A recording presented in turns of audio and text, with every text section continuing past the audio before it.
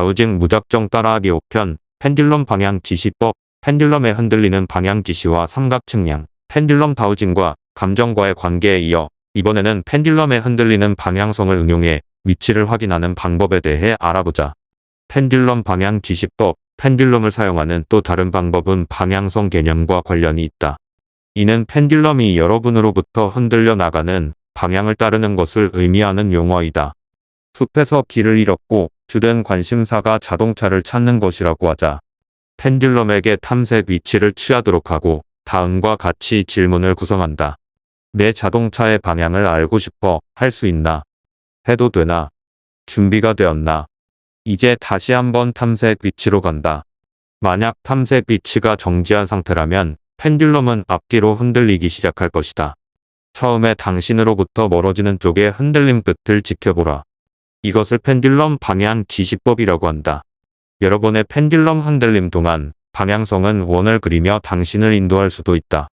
만약 탐색 위치가 앞뒤로 흔들리는 것이라면 다시 한번 방향성을 지켜보라. 처음에 당신으로부터 멀어지는 쪽의 흔들림 끝, 즉 앞뒤 움직임 중 앞쪽이다. 당신이 자동차를 향해 직접 가고 있지 않는 한 펜듈럼은 앞뒤로 흔들릴 것이고 방향성은 시계 방향이나 반시계 방향으로 움직이기 시작할 것이다. 방향성이 멈추고 펜듈럼이 그저 앞뒤로만 흔들릴 때 그것은 당신의 차량을 가리키고 있는 것이다. 만약 어떤 이유로 당신의 자동차가 뒤에 있다면 방향성은 계속해서 90도 이상 돌아가서 차를 가리키는 방향이 될 때까지 움직일 것이다. 만약 탐색 위치가 정지해 있고 목표물이 당신 뒤에 있다면 펜듈럼은 처음에는 진동하기 시작하겠지만 그 후 방향성은 목표물을 가리키는 방향으로 한쪽 방향으로 움직이기 시작할 것이다. 그러면 다음을 연습해보자. 가장 가까운 전기 콘센트가 어디 있지? 할 수 있나? 해도 되나? 준비가 되었나? 현재 내가 앉아있는 곳에서 가장 가까운 전기 콘센트가 어디 있지? 라고 하며 방향성 개념을 시도해보라. 그 펜듈럼의 방향성을 지켜보라. 움직임이 멈추고 한 방향에 매달려 있을 때 그곳에 콘센트가 있을 것이다. 다음은 삼각 측량 방법이다. 다우저들은 물체의 위치를 찾기 위해 삼각 측량을 사용한다. 방향성 방식과 함께 삼각 측량을 사용하면 많은 시간을 절약할 수 있다. 연습을 위해 친구에게 방 안에 연필 같은 것을 숨기도록 부탁해보자. 연필이 어디 있을까? 이미 이 다우징 세션에서 할 수 있나? 해도 될까? 준비가 됐나? 를 진행했기 때문에 이를 다시 할 필요는 없다. 전기 콘센트 연습 후에 계속 진행한다고 가정하자. 방향성 방식을 따라 방향을 찾고 펜듈럼이 가리키는 방향으로 자신의 위치에서 가상의 선을 그어본다. 이제 그 선 어딘가에 있다는 것을 직관적으로 알게 된다. 하지만 정확히 어디일까? 이제 처음 있던 곳에서 멀리 떨어진 방의 다른 곳으로 가서 같은 질문을 한다. 내 친구가 숨긴 연필이 지금 어느 방향에 있지? 방향에 따라 그 선을 그어보면 첫 번째 선과 교차하는 지점에서 연필을 찾을 수 있을 것이다.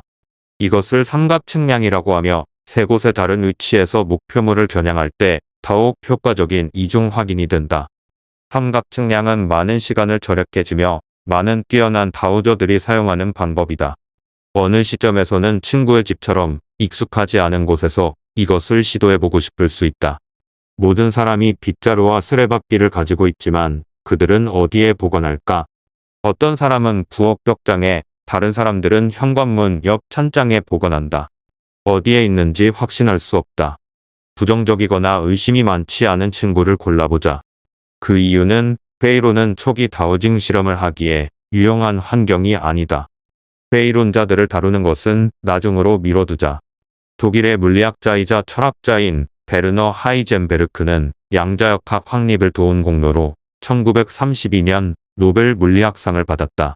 이 연구에서 유명한 하이젠베르크의 불확실성 원리가 나왔는데 그는 관찰자가 과정의 일부이며 실험 결과에 영향을 미칠 수 있다는 것을 보여주었다. 상호작용이라는 단어는 그가 관찰자와 관찰 대상 사이에 이러한 관계를 설명하기 위해 사용한 것이다. 하이젠베르크는 관찰 대상으로부터 완전히 분리된 완전히 객관적인 관찰자라는 것은 없다는 것을 보여주었다. 이러한 이유로 특정 친구를 신중하게 선택해야 한다. 다우징 요청에 호의적일 사람을 찾아보되 회의적이거나 더 나쁘게는 적대적인 사람은 피하자.